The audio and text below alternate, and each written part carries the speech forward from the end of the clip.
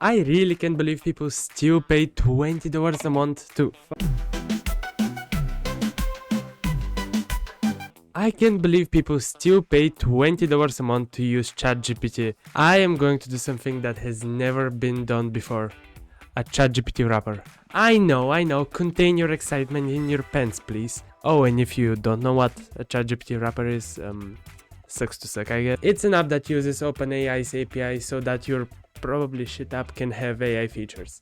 Talking about shitty websites, today I'll show you exactly how I'd go from zero to production with this website. I'm also going to show you how I'd go about making this app production ready, including how I'd connect the OpenAI API, include payments, spin up a database, authentication, and everything in between. I'll also show you how I'd go about actually making a real product out of whatever this is. Now, since my friends just found out they don't have to pay a monthly subscription to actually use chatbots, I'm mostly making this for them.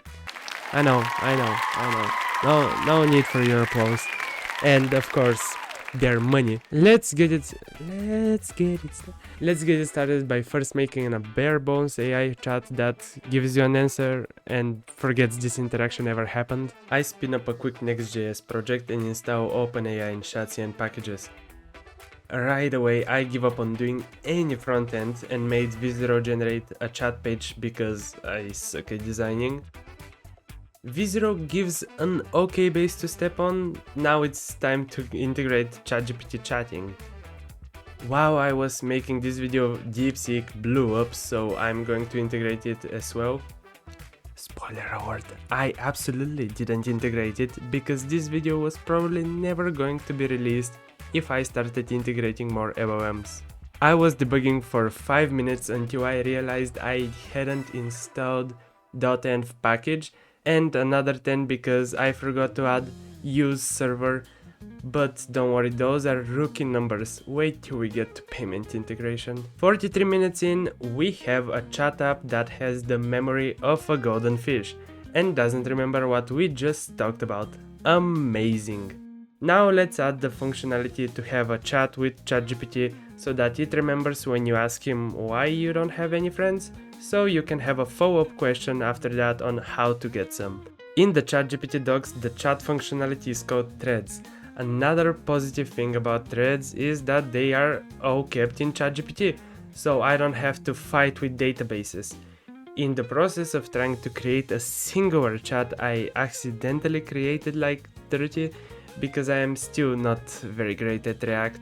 But that said, I'm not very great at a lot of things.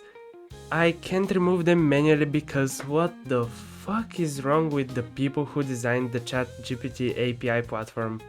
Actually, funny thing, this video took so long to make that the OpenAI API platform got a whole new design, skin and functionalities. Oops. That's fine, I'll just wait until they delete themselves in like 90 days. Oh yeah, that's another important thing worth mentioning. Even though ChatGPT keeps these chats for you, it only does that for about 90 days. In 90 days, the chats disappear. Now you may say that's an issue, or even worse, the B word. I'm talking about bug, you. But if I ever, and I want to be very clear here, if I ever hear you say that about my systemic auto-cleaning feature, I will hunt you down. After about an hour into it, the website now has the ability to remember what we just talked about, but with a little drawback. Kind of like a politician withholding information, the website will remember the conversation you're currently having, but as soon as the page is refreshed, it won't show you shit. Oh, there are no pigeon spies. Yeah, right. Anyway, that means that now I have to implement a way for the app to retrieve the previous messages, which shouldn't be too difficult and should only take me about 15 minutes max. I was 2 hours in coding just the retrieval of the messages, fighting with TypeScript errors like my life depended on it. It was 1 AM and I didn't know what I was doing wrong. It was just not working, so I gave up and went to sleep. After starting work, on the project the next day. I got it working in the first 3 minutes of work. You know, the best part of it? The best part is that the bug consisted of me being absolutely clueless on how React worked. I'm just lost for words. At least now we have a working chat. You can now chat with my website, and even refreshing it will still keep the progress. The next natural step for AI chat hoarders like me is implementing the ability to switch between multiple chats. This feature would require us to save each user's thread IDs, which is the unique identifier for each chat. That means it's time for my favorite part: setting up a database. Yay! Now I've chosen MongoDB because it's easy. That's about the only reason, to be honest. Okay, database implementation time. Okay, just let me run npm run build to be sure everything is production ready and type save. Shit. After fighting with TypeScript for half an hour, I finally gave up and added a comment to ignore it. Now it's finally time to start the database implementation.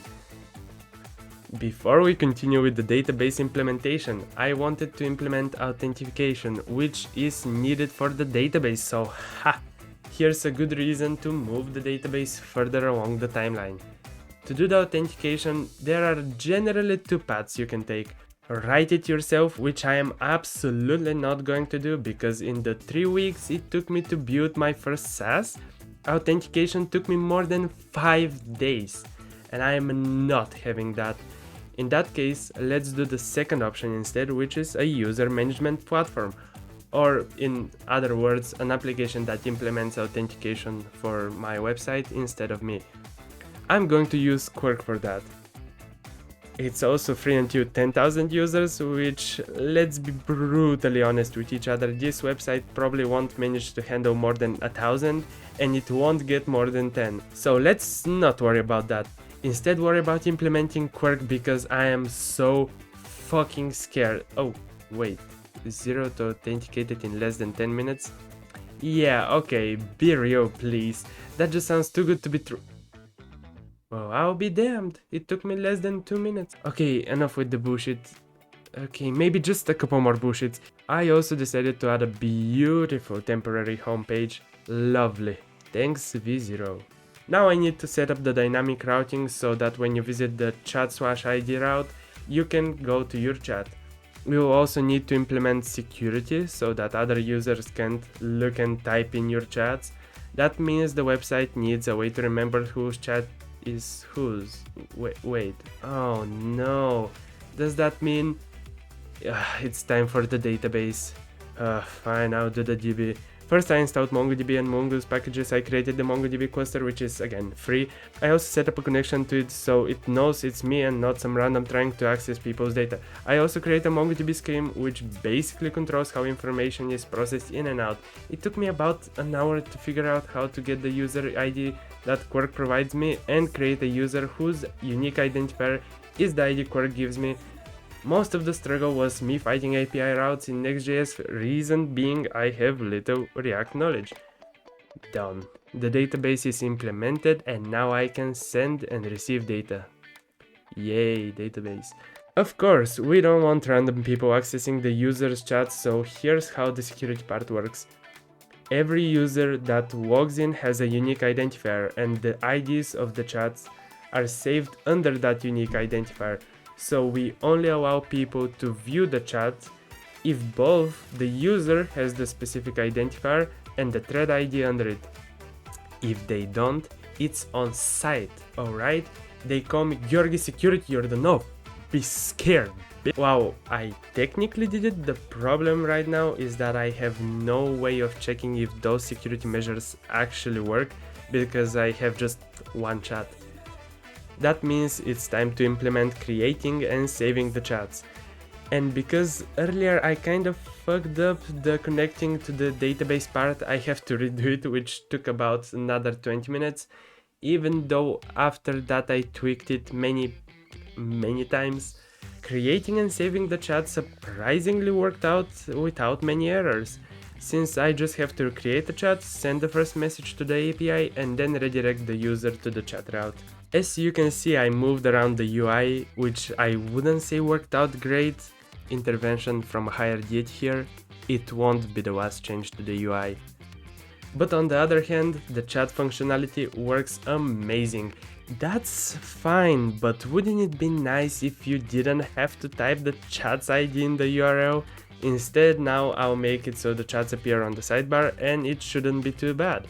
And surprisingly, it actually was indeed not too bad. This usually doesn't work out so great. I thought me saying that would backfire.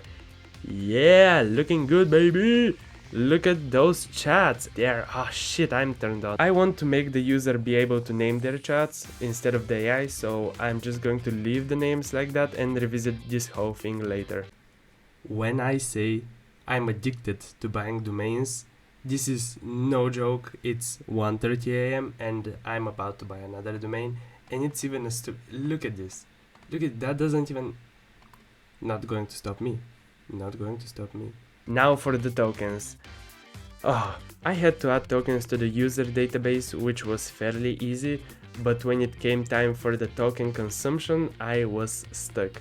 I had to make a formula that maps the OpenAI API tokens to mine while making it in a way so I don't lose money.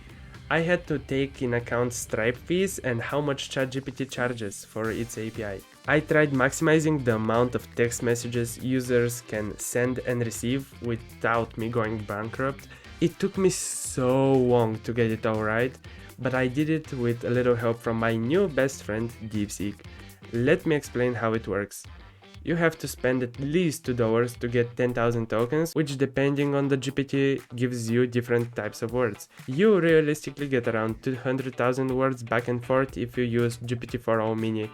And I set the max value you can spend to $100 because I am absolutely positive you are doing something sketchy if you add more than $100 in this chat. With a slider or by manually inputting the numbers, you can decide how much you want to spend because flexibility is amazing. That's the whole point. And now for the part that differentiates this from ChatGPT and other chatbots, the pay-as-you-go business model. That means I have to implement payment processing, which is simply horrible, but I'll explain why as we go on. First, there's no predefined sum of money people can give, because they choose how much money they spend. Even though I've already implemented payments in my web apps before, it has always been one-time payments or monthly payment subscriptions, which is kind of ironic since this video is hating on monthly subscriptions, but yeah, you get the idea. And you'd be surprised how different it is generating a payment on the spot and having an already defined sum of money. The Stripe API is not making it much better. It's actually the worst, and I swear, the worst API I've ever used. But it's still 100% better than everything else that's currently on the market, so we just have to roll with it. Now that everything is ready, we can finally push to production and get billions of dollars. Okay people, alright, it's happening, we're going in production. Woo! Yeah! I'm scared, fuck, nothing is going to work. So, 4 months of periodic touch-ups have led up to whatever this is. So, this is the home page, this is what you come to visit, and it's really simple, I don't want it to be anything special. It has this new component, it showcases how many words you get with which model depending on how many money you spend. So you can go over the pricing page, it's the same as it was on the home page, and you can of course change this. You can instantly see how my webcam just disappears and reappears. Okay, I'm going to stop.